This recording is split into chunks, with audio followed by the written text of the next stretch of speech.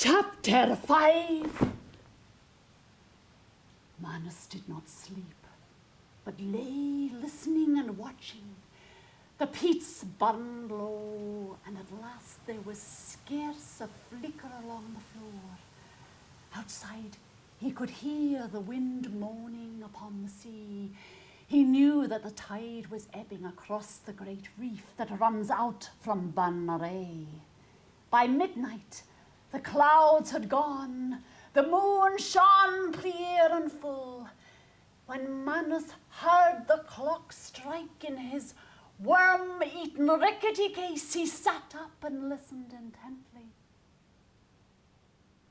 He could hear nothing, no shadow. Surely, if the wrath of Gloomacana were waiting for him, it would make some sign now in the dead of the night. Manus rose, crossed the room on tiptoe, and soundlessly opened the door. The salt wind blew fresh upon his face. The smell of the shore of wet sea and pungent bog myrtle, of foam and moving water came sweet to his nostrils. Crouching, and with slow, stealthy step, he stole round by the sea wall. A loping was suckling and wailing. Manus mocked it with loud, shrill pee-witty, pee-witty, pee-witty, pee-wit. The bird swung waywardly around. Its abrupt cry and dancing flight aroused its fellows. The air was full of the lamentable crying of plovers. The smell of the sea followed it. Manus inhaled with a sigh of relief. A passion for the running wave was upon him now. He yearned to feel green water break across his breast. He felt thirsty and hungry.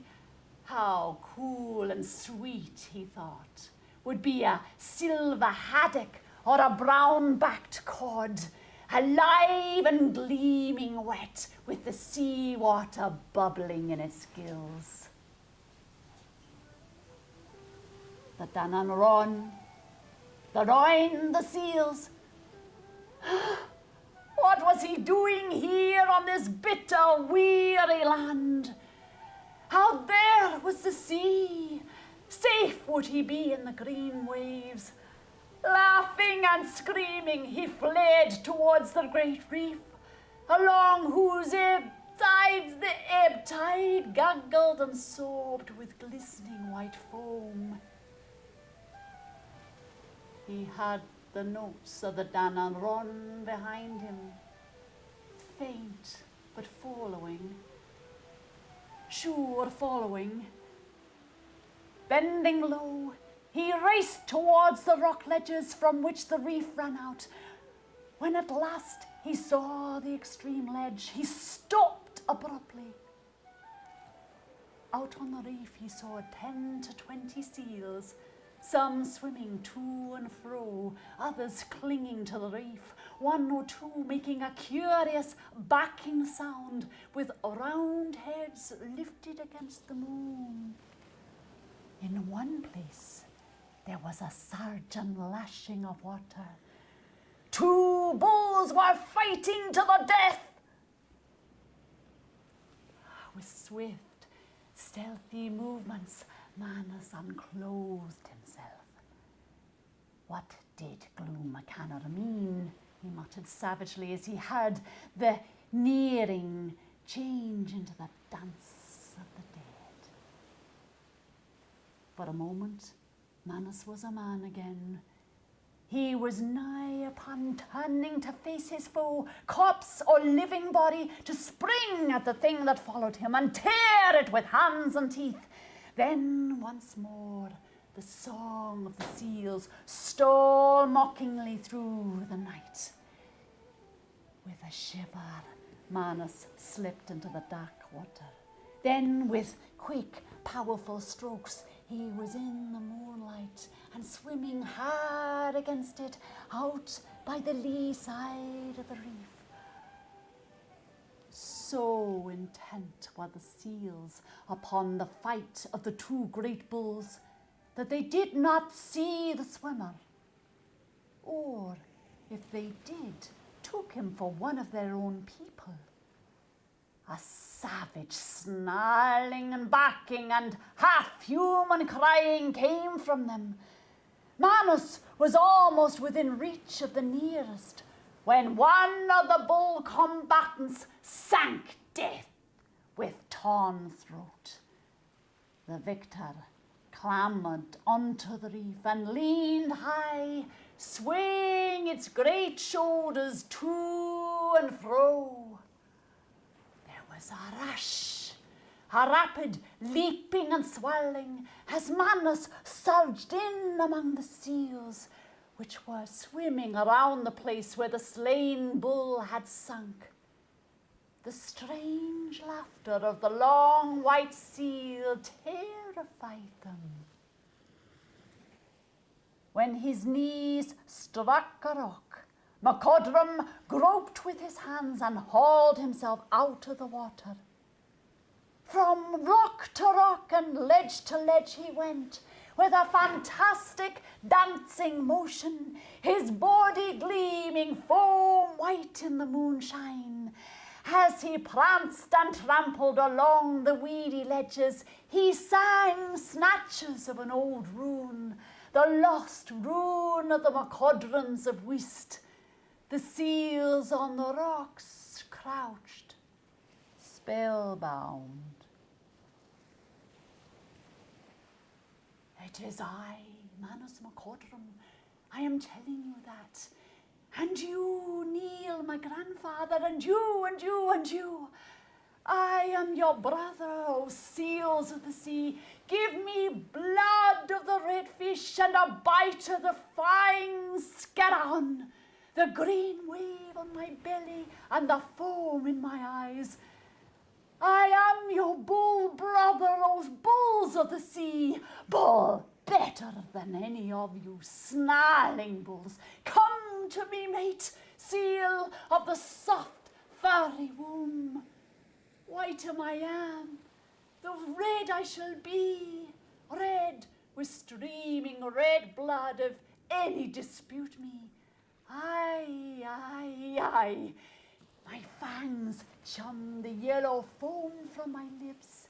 Give way to me, seals of the sea, give way, for I am Fae of the sea, and my name true is Manus MacCodrum, the bull seal that used to be a man. Aye.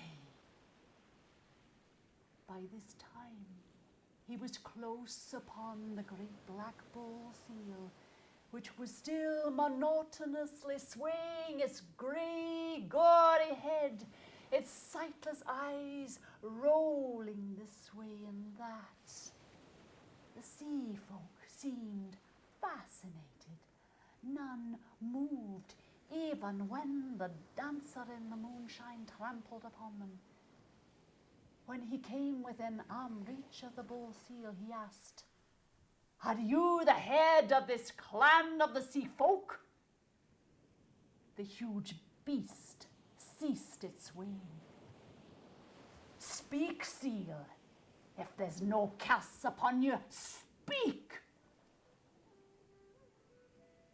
Do you hear that music on the shore? 'Tis the Dan-Nan-Ron. 'Tis Gloomacanna out of the grave. Back, beast, let me move on. With that, and seeing the great bull did not move, he struck it full in the face with his clenched fist. There was a hoarse, strangling roar, and the seal champion was upon him with lacerating fangs. All Manus could hear now was the snarling, growling, and choking cries of the maddened seals. As he fell, they moved in upon him. His screams wheeled through the night like mad bolts. With desperate fury, he struggled to free himself. The great bull pinned him to the rock. A dozen others tore at his white flesh till his spouting blood made the rock scarlet under the white shine of the moon. For a few seconds he still fought, savagely tearing with teeth and hands. A wild cry burst from his lips. From the shore end of the reef came loud and clear the lilt of the Dan-Nan-Ron. Next moment, Manus was dragged down, and swept from the reef into the sea. As the torn and mangled body disappeared from sight, and a seething cloud of leaping, struggling seals, Glumacana turned upon the reef, moved swiftly inland, playing low on his fedan as he went.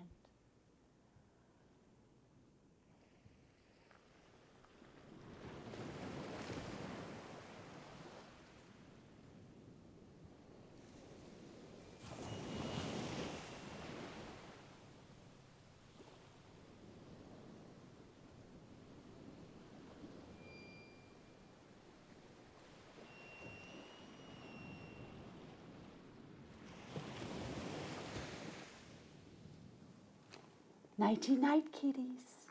And remember, it's only a story.